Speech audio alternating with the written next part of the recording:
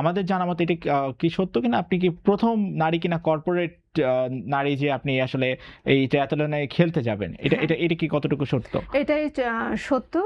বাংলাদেশের প্রথম চাকুরিজীবী এবং কর্পোরেট নারী হিসেবে আমি প্রথম যাচ্ছি। আরেকজন যিনি যাচ্ছেন উনি ২০ থেকে ২৪ ক্যাটাগরির বয়স। জি। উনি বিকেএসপির স্টুডেন্ট। উনি যাচ্ছেন। একসাথে আমরা কোয়ালিফাই করেছি। কিন্তু দুজন দুইটা দেশ থেকে কোয়ালিফাই করে আমরা ফ্রান্সে বিশ্বকাপ খেলতে যাচ্ছি, যেটাকে ওয়ার্ল্ড চ্যাম্পিয়নশিপ বলে। Gold's Gym across 30 plus countries. With over 700 plus locations worldwide, train anywhere, belong everywhere.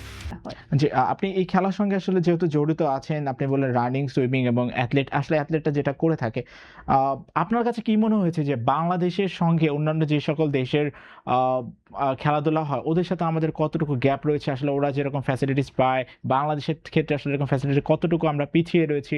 বা আপনি যেহেতু এই খেলার সঙ্গে অনেকদিন ধরে জড়িত আছেন, ওদের বিষয়গুলো যদি একটু শেয়ার করতে চাই, এরকম কোনো গল্প আছে কিনা যে আসলে তারা পাচ্ছে আমরা পাচ্ছি না, এরকম কোনো গল্প কি আপনার মনে আসছে কিনা? হ্যাঁ, হ্যাঁ, আসছে। কারণ হচ্ছে বিশ্বের বিভিন্ন দেশে যারা হচ্ছে আয়রনম্যান ইভেন্টে খেলছে, লিড করছে টপ 20 তে সবারই বিভিন্ন ক্লাবের হয়ে এবং হচ্ছে হাই গিয়ার ইকুইপমেন্ট ইউজ করে। তাদের পৃষ্ঠপোষক প্রতিষ্ঠানগুলো অনেক বছর ধরে লং টার্ম তাদেরকে সাপোর্ট দিয়ে যায়। আমাদের দেশে যদি পৃষ্ঠপোষক ওরকম ভালো মানের হয়ে থাকে এবং হচ্ছে খেলাধুলাকে এগিয়ে নিয়ে যায়, তাহলে হচ্ছে আমাদের দেশের এথলেটস যারা আছে আয়রনম্যানের তারা ভালো করতে পারবে। আরেকটা জিনিস যে আসলে আপনি এই খেলাটার সঙ্গে জড়িত আছেন অনেকদিন ধরে।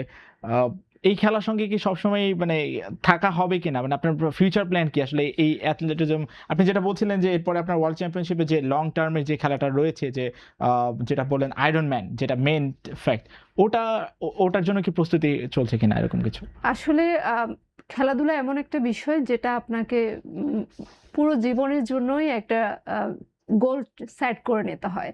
সো হচ্ছে আমি আমার শুরুটা যেহেতু দেরিতে করেছি, আমি গত বছর শুরু করেছি, সেহেতু হচ্ছে আমার লক্ষ্য হচ্ছে সামনের দিনগুলোতে সুস্থতার সাথে কনসিস্টেন্ট ওয়েতে আমি বিভিন্ন কান্ট্রিতে আয়রনম্যানের ইভেন্টগুলো খেলতে চাই এবং আমার ইচ্ছা এবং আগ্রহ আছে।